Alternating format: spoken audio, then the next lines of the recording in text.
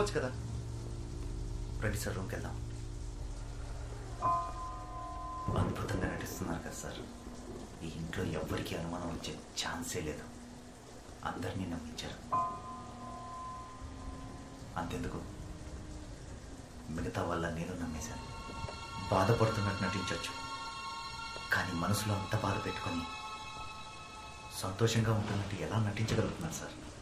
ఇంకా కొద్ది రోజులు మాత్రమే మీరు ప్రాణాలతో ఉంటారన్న సంగతి అంత తేలిగ్గా ఎలా తీసుకోగలుగుతున్నారు సార్? ఇది మీ కొడుక్కి తెలియాలి సార్. తను మీ బిడ్డ, పైగా బాగా తెలివైన వాచ్ మెకానిక్.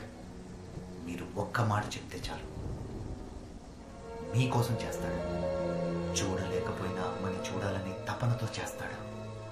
ఎలాగైనా సరే ఆ వాచ్ 26 సంవత్సరాలు వెనక్కి వెళ్ళేలా చేస్తాడు. మీ పరిస్థితిని మీరు చెప్పనంటున్నారు, నన్ను చెప్పనివ్వట్లేదు. పైగా రేపే ఇక్కడి నుంచి వెళ్ళిపోవాలని చెప్తున్నారు. సారీ సార్, ఇన్నేళ్ళుగా మీతో ఉండి మీకు ఏ సాయం చేయలేకపోతున్నా అన్న ఆవేదనతో ఇలా మాట్లాడుతున్నాను. తప్పైతే క్షమించండి. గుడ్ నైట్ మిత్ర. సరే సార్, గుడ్ నైట్.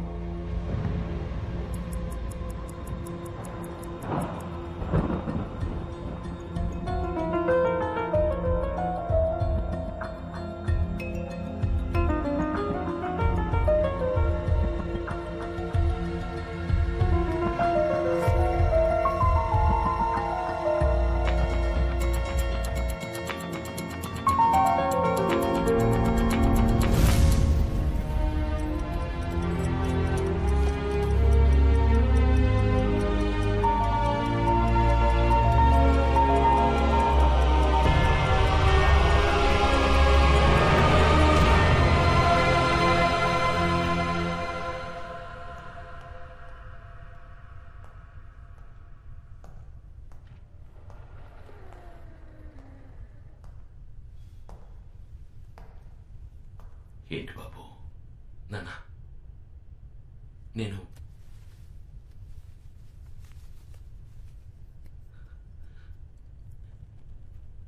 ఈ వాచ్ని మీకోసం మార్చేశాను. మీ అవసరానికి తగ్గట్టు మార్చేశాను.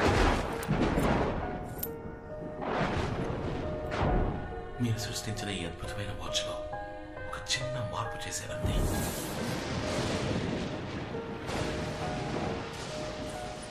మీ వాచ్లో ఒక రోజులోపు ముందుకి వెనక్కి వెళ్లే ముళ్ళే ఉన్నాయి.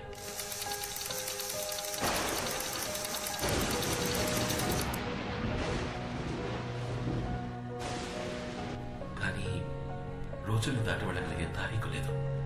నేను అది మాత్రం యాడ్ చేశాను. దీని సహాయంతో మీరు రోజుల తరబడి వెనక్కి వెళ్ళొచ్చు, నెలల తరబడి వెనక్కి వెళ్ళొచ్చు, ఏళ్ల తరబడి వెనక్కి వెళ్ళొచ్చు. నా కోసమా? ఎందుకు బాబు? నా కొద్దులే. ఆ వాచ్ని చూసినప్పుడల్లా నా జీవితంలో నేను కోల్పోయి గుర్తొస్తున్నా. కానీ నువ్వు నా కోసం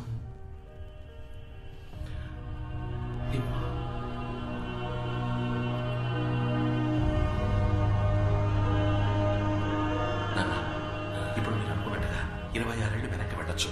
నాన్న, మీకు ఆ తారీఖు టైము జ్ఞాపకం ఉందా?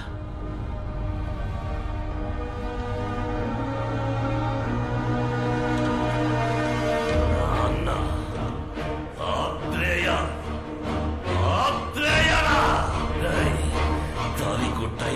గుర్తుందని అడుగుతున్నావా? ఎలా మర్చిపోగలన్నా? 13/1/1990 సాయంత్రం 5 గంటలు ఈ వాచ్ సాయంతో చావునే జయిద్దామనుకున్న నేను జీవత్యమం అయిపోయిన రోజు, శివకుమార్ మీ అమ్మతో కలిసి చచ్చిన రోజు, వాళ్ళిద్దరిని చంపింది నేనేరా. వెళతా మళ్ళీ నేను అదే తారీఖు అదే టైంకి వెళతా. నాకు ఈ గతి పట్టించిన మీ అబ్బా మీ అమ్మ నిన్ను కూడా కలిపి చంపుతా. ఈ లోకంలో ఒకే వ్యక్తిని 2 సార్లు చంపబోయే అదృష్టవంతుణ్ణి నేనేరా.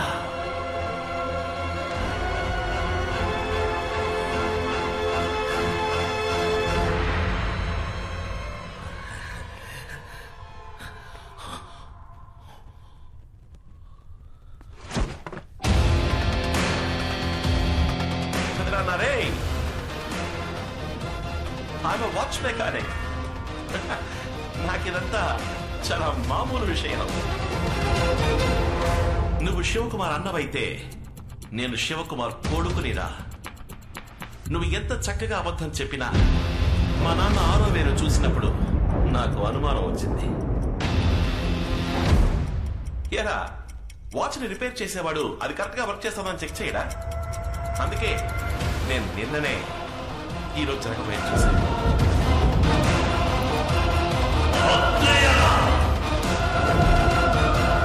ఆ డమ్మీ వాచ్ని నీకెందుకు ఇచ్చినా తెలుసా? 26 ఏళ్లు వెనక్కి వెళ్లాలని నాకు తెలుసు, కానీ ఏ తారీఖు ఏ టైం అని నీకు మాత్రమే తెలుసు. ఇప్పుడు నేను వెళతాను, మా అమ్మా నాన్నల కోసం వెళతాను. వాళ్ళ కోసం మాత్రమే కాదు, నన్ను పెంచిన ఈ అమ్మ కోసం కూడా.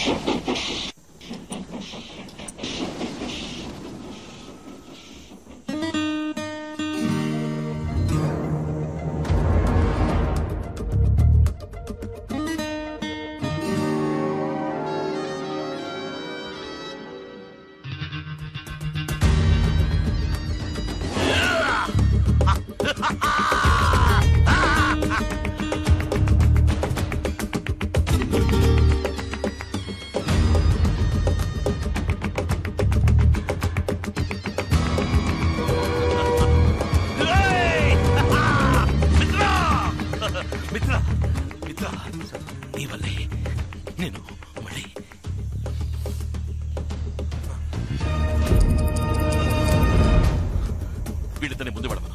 3వ మలుపు దగ్గర టనల్ వస్తుంది, దాని కూడా ఇంట్లోకి రా. వీళ్ళిద్దరిని ఇంటికి వెళ్ళే పవర్ సప్లై కట్ చేయవచ్చు. నువ్వు నాతో రా.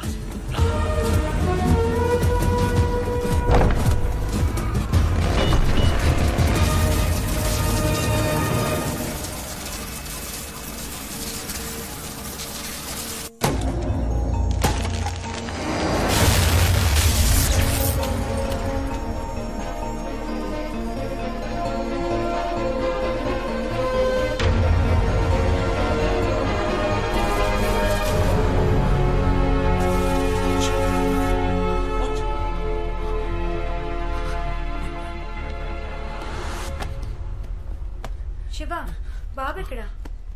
శివ, ఎక్కడ వాడు? అక్కడ. ఏం వెతుకుతున్నారు? నేను ఎక్స్పెరిమెంట్ చేస్తూ ఉన్నాను, వాచ్ కనపట్లేదు. ఇక్కడ ఉంటుంది. 2 నిమిషాలు, వాడికి పాలిచ్చొచ్చి నేను వెతుకుతాను.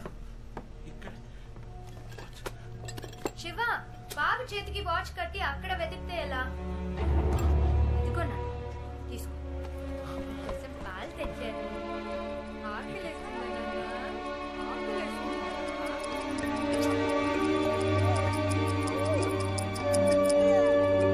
మీ నాన్న చూసావా? నీ చేతికి వాచ్ కట్టి ఇల్లంతా వెతుకుతున్నారు.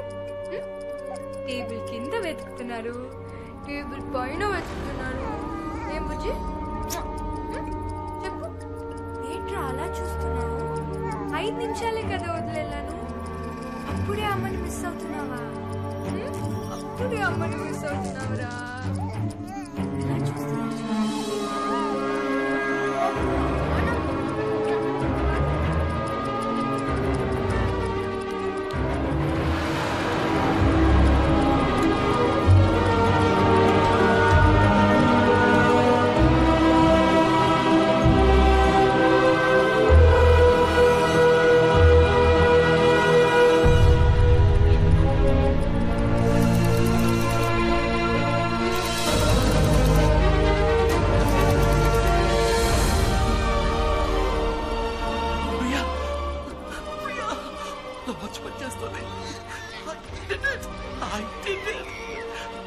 Priya, congratulations, my sweet, sweet darling. నీ కొడుకు ఈ లోకంలోని ఫస్ట్ టైం ట్రావెలర్. ఏమంటున్నారండి? వీడు భవిష్యత్తు నుంచి ఇక్కడికి వచ్చాడు. 26 ఏళ్ల జ్ఞాపకాలతో మళ్ళీ చంటి పిల్లాడిగా మన దగ్గరికి వచ్చాడు. చిట్టి తండ్రి.